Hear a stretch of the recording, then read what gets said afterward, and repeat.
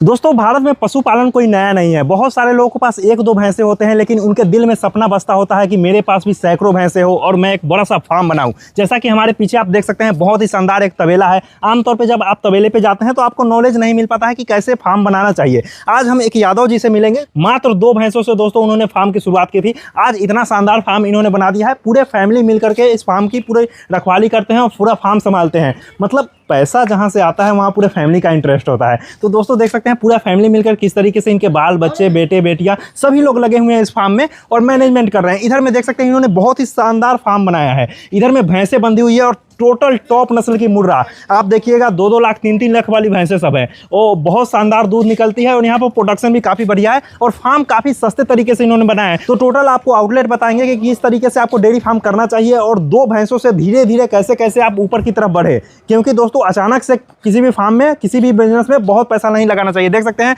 यादव जी के पास इतना शानदार फार्म है, फिर भी इन्होंने बहुत ज़्यादा शेड में खर्चा नहीं किया है। तो आइए मिलते हैं और विशेष बातचीत इन्हीं से करते हैं। कैसे हैं सर? अच्छा है सर। अच्छा है, तब मस्ती से काम सब चल रहा है? काम चल रहा है बढ़िया। और बताइए यादव जी, एक बात बताइए। हाँ। आपका हम साइड से जा रहे थे तो देखे बहुत अच्छा फार्म आपका देखने में लगा। तो ये फार्मिंग कब से आप कर रहे हैं?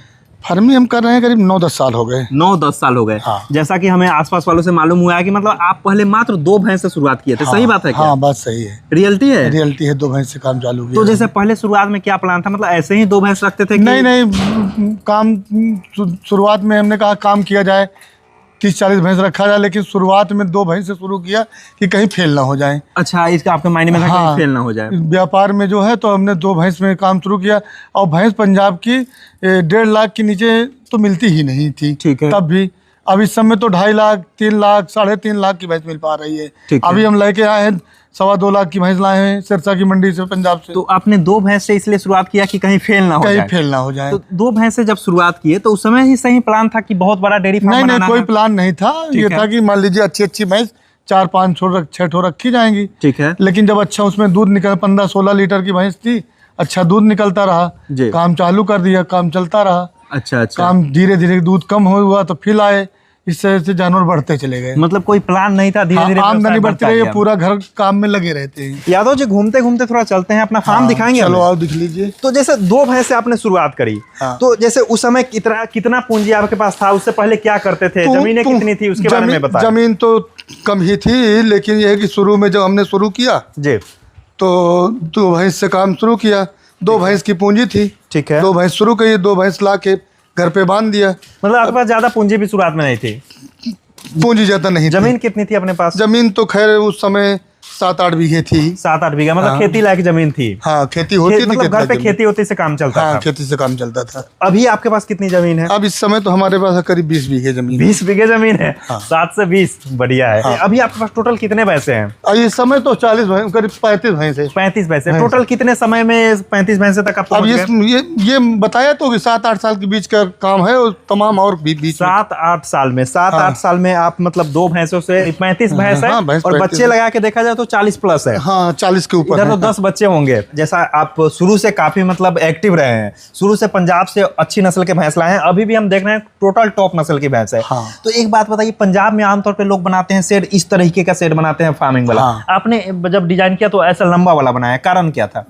ऐसे लंबा वहाँ 20 से चारा डालने के लिए बनाते हैं। ठीक है। जगह ज्यादा लगती है। हाँ, वहाँ TMR वाले बनाते हैं लोग। हाँ। और हम बाहर भैंस को बांध देते हैं, यहाँ से हटाकर भैंस को बदल देते हैं, सफाई कर लेते हैं अच्छे से, धुलाई हो जाती है। भैंस बंधे रहने में सफाई भी नहीं अच्छे से होती, धुलाई हुई, भैंस गोबर कर दिया। ठीक है। तो और कोई भैंस मारती भी है। ठीक है। इसलिए दिक्कत, ऐसे डंडा लेके बाहर बांध दिया सब बच्चों ने मिल करके, और पूरा मैदान खाली हो गया, साफ हो गया, सूख गया, तो कीड़ा वीड़ा नहीं रहता। क्योंकि देख लीजिए बिल्कुल साफ पड़ा। बिल्कुल पूरा साफ है, बिल्कुल साफ हुआ, कुछ नहीं मिलेगा।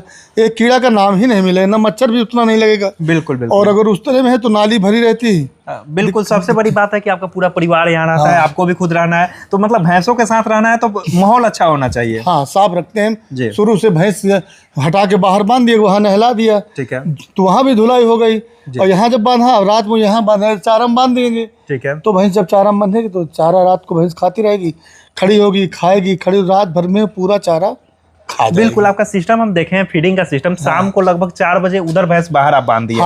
बाहर क्या खाने के लिए? बाहर कुछ नहीं दिया खाने, या जो सुबह यहाँ अंदर छाया में बांध देते हैं, खाती रहती है। सुबह यहाँ खाती है, दोपहर में मतलब शाम को वहाँ बाहर 4 बजे बांधने बंधी रहे, जब वहाँ पे नहलाते हैं, नहला दिया, दूध दूहने के बाद भैंस बाहर निकाली जाएगी। अच्छा, वहाँ पे अभी दूहने के बाद यहाँ चारा लाने के बाद मतलब वहाँ पे दूध भी वहीं निकलेगी, वही दूध निकलेगा, ठीक है। यहाँ चारा में बांधी जाएगी। अभी इसमें देख रहे हैं कि हरा चारा आप कटवा के डला रहे हैं, तो हरा चारा में कुछ और भी मिक्स करेंगे? नहीं, वो तो जो बच्चे जो बच्चे हैं वो हरा खा के छक जाएंगे। अच्छा अच्छा। और जो दूध देने वाली भैंस है उनको राशन दिया जाएगा। अच्छा, क्योंकि बताया ना आपसे कि दूध मद्दा की वजह से हर जानवर को राशन नहीं दे पाते। अच्छा, दूध हमारे यहाँ मद्दा बहुत बिकता है, मतलब दूध के रेट की वजह से हर जानवर को आप नहीं देते, जो दूध देती है उसी को आप? हाँ, जो दूध देती है उसी को दाना दे पाते हैं, जो दूध नहीं देती उसको हरा चारा और भूसा देके। बिल्कुल दोस्तों, ये मैनेजमेंट का पार्ट है कि अगर आप डेयरी फार्मिंग प्रॉपर करना चाहते हो तो कैसे प्रॉफिट में लाएं, और ये काफी अनुभव की बात है। अगर आप दूध दे रही नहीं और दूध भी दे रहे, उसको दोनों को चारा देंगे,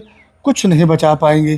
क्योंकि हमारा छोटा सा शहर है, वहाँ दूध बहुत मद्दा बिकता है। बिल्कुल, चाहे चाहे जो बेच के देखे 60 रुपये के ऊपर बिक नहीं पाता, और जो 60 रुपये में लेता है वो 250 ग्राम का माल मांगता है।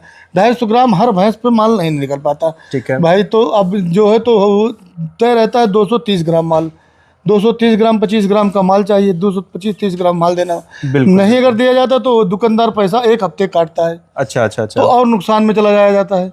बिल्कुल बिल्कुल, तो इसीलिए जो है बहुत हिसाब से काम करना। मतलब देखा जाए तो सर देहात में, गांव में डेयरी फार्म किए हुए हैं, और यहाँ से पास में इनका शहर है, वो भी छोटा सा शहर है, कोई बड़ा शहर नहीं, बहुत छोटा शहर है, छोटा सा शहर है। यहाँ से 12-13 किलोमीटर पड़ता है जी। तो अब साधन से अपने लेके जाना पड़ता है, उसमें पेट्रोल लगता है जी, और साधन एक आदमी अलग से लगता है, तब जो लेके जाता है। बिल्कुल, पूरा घर लगना पड़ता है इस काम में। बिल्कुल बिल्कुल, मतलब देख सकते हैं, मतलब 60 रुपए अगर दूध में बिक रहा है, फिर भी सर इतना बेहतर कर पा रहे हैं, ये सब मैनेजमेंट की वजह से ही होगा। अगर आप मैनेजमेंट सही से नहीं करेंगे तो डेयरी फार्म में आप फेलियर हो जाएंगे। बहुत सारे जगह देखते होइएगा, अच्छे जगह शहरों में रह के भी लोग फेल हो जाते हैं।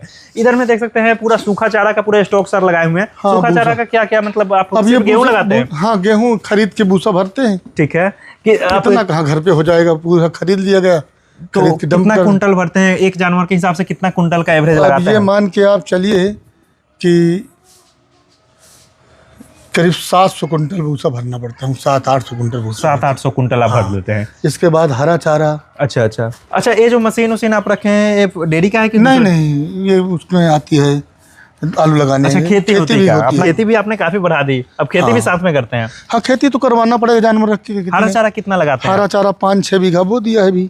5-6 बीघा? इतने जानवरों के लिए 5-6 बीघा सफिशिएंट है? हाँ, पर्याप्त है। तो एक बात बताइए, जैसे आप 7-8 सालों में डेयरी फार्मिंग में इतना कुछ अच्छा कर गए, बीच बीच में काफी समस्याएं भी आई होंगी, क्या क्या समस्या चुनौतियां आनी पड़ी? समस्या जैसे भैंस कोई प्रेग्नेंट नहीं हो पाती, ठीक है, उसको बेचना पड़ता है, ठीक है, फिर और पैसा मिला के भैंस लानी पड़ती है। अच्छा अच्छा, अगर वो पैसा को अभी इधर उधर खर्च कर दिया तो भैंस लाने में बहुत दिक्कत हो जाती है। अच्छा अच्छा, भैंस महंगी बहुत हो गई है। भैंस अभी आपके पास कितने रुपए की भैंस है? हमारे पास 2.5 लाख की भैंस है। 2.5 लाख की? हाँ, सबसे 3 लाख की। एवरेज क्या दूध रहता है? ये 18 लीटर देती रही, 3 लाख की भैंस है ये। अच्छा, ये वाली? हाँ, ये वाली अभी ये 7 महीना की गभीन है। 18 लीटर दूध देती है ना? हाँ। 3 लाख में आप लाए थे? 3 लाख की लाई थी। ओ अच्छा अच्छा, तो देख सकते हैं मुर्रा, वो भी टॉप ब्रीड लेंगे तो आपको महंगी पड़ेगी। हाँ। आमतौर पे बेसिक भी अगर नहीं, ये देखो ऐसा है ना, वहाँ पंजाब में मुर्रा सब लोग चिल्लाते रहते हैं। अच्छा, ये दूध वाला जो जानवर मुर्रा से मतलब नहीं होता, दूध का जानवर अलग ही दिखाई देता है वहाँ पर। अच्छा। हाँ, और जो 3 ब्यात की बार होती है भैंस, वो अच्छा दूध निकालती है। जो ताजी परिया ले लिया, परिया कितना 10 लीटर के अंदर देती है। बिल्कुल। और अगली बार प्रेग्नेंट हो कि ना हो कोई भरोसा नहीं है। बिल्कुल बिल्कुल। तो डेयरी का अगर काम करना है तो 4 जानवर 5 जानवर से जब काम आप शुरू करेंगे तो उसका सिस्टम बनाते रहें, धीरे करके काम चलता रहेगा। और अगर इकट्ठा एक मोटर भैंस उतार दिया, एक मोटर मतलब कि 10 भैंस अगर आपने उतार दिया और फिर जब वो छुटा गई तो फिर 10 भैंस कैसे आएंगी? असली समस्या उस समय होती है, क्योंकि दूध दे रही है तब तक मजा आता है, लेकिन भैंस जब गाभिन होती है और दूध देना छोड़ती है तब नुकसान, तो फिर एक मोटर भैंस लाने में दिक्कत आएगी। बिल्कुल बिल्कुल, क्योंकि एक मोटर भैंस मतलब 10 भैंस मतलब 20 लाख रुपए। बिल्कुल बिल्कुल, और 10 भैंस एक बार मतलब दूध नहीं दे रही है और 10 भैंस को खिलाना तो काफी कॉस्टली पड़ेगा। फिर इसके बाद कोई भैंस प्रेग्नेंट होगी और कोई नहीं होगी, बिल्कुल, तो इसमें दिक्कत आ जाएगी आपको। बिल्कुल, जैसा कि आप बताए हैं, मतलब डेयरी टेक्निकल काम है। कोई नया अगर शुरू करता है तो जैसा कि आप पहली बात बताएं कि कभी भी परिया से शुरू ना करें। 3 ब्यान की भैंस लेंगे तो अच्छी दूध देने वाली भैंस निकलेगी। और भी काफी सारी टेक्निकल, जैसे बच्चा कैसे तैयार करें, इसमें बहुत सारी चीजें होती है, एक चीज नहीं होती। जैसे लोग कहते हैं कि नई परिया ले आए, नई परिया आप ले आएंगे ठीक है, अगर वो अगली बार नहीं बन पाई, प्रेग्नेंट नहीं हो पाई जी तो बेकार हो जाएगी, जी, और जब बेकार हो गए तो पैसा डूब गया। बिल्कुल बिल्कुल। जैसा कि आपने काफ़ी सारी चीज़ें बताई, नए लोग को शुरुआत करना है, कभी भी मतलब बढ़िया से शुरुआत नहीं करें, और भी काफ़ी सारी चीज़ें। तो नए लोग अभी शुरुआत अगर करना चाहते हैं तो क्या क्या कर सकते हैं डेयरी फार्म में? भैंस अच्छी लाएं, भैंस अच्छी लाने के बाद फिर उसको देखें क्या खिलाना है, अच्छे से अच्छा राशन खिलाएं, बिल्कुल 2-3-4 बार गर्मी में नहलाएं, बिल्कुल। और उसको चारा में पानी जरूर देनी है, गोबर सूखने लगता है। अच्छा अच्छा, चारा में पानी देंगे तो भैंस दूध भी अच्छा देगी जी और अच्छा स्वस्थ रहेगी वो। बिल्कुल बिल्कुल, क्योंकि डेयरी फार्मिंग इतना टेक्निकल है, एक चीज़ नहीं है। अगर आप शुरू करना चाहते हैं, कैसे भैंस से शुरू करना चाहिए, फीडिंग कैसा होना चाहिए, फार्म कैसा हाँ। बनाना चाहिए, पारी को कैसे मतलब और यानी कि इनके अच्छा बच्चे को कैसे रखना अच्छा चाहिए, राशन खिलाना अच्छा चाहिए। राशन कैसे खिलाना चाहिए, हाँ। सबसे बड़े बात होता है मार्केटिंग कैसे करना चाहिए, आप फार्म जहाँ पे बना रहे हैं कहाँ पे बनाना चाहिए। एक चीज़ नहीं है, लोगों को बेसिक तक नहीं पता होता डेयरी फार्मिंग के बारे में, उसमें आ जाते हैं। दोस्तों अगर कोई भी काम कर रहे हैं प्रॉपर नॉलेज लेके करें। आपको भी लगता है कि डेयरी फार्मिंग में कोई आना चाहता है तो उसको नॉलेज लेके आना चाहिए? नहीं, नॉलेज तो लेना ही चाहिए, चाहे जो चीज काम हो, नॉलेज नहीं होगा तो फेल हो जाएगा। बिल्कुल दोस्तों, जैसा कि सर ने कहा कि मतलब इसमें नॉलेज बहुत जरूरी है, और डेयरी ऐसा टेक्निकल चीज है कि आमतौर पे सर को भी सीखते सीखते 7 साल लगे। अभी भी लगता है कि कोई चीजें छूट गई है, अभी भी सीखना पड़ता है।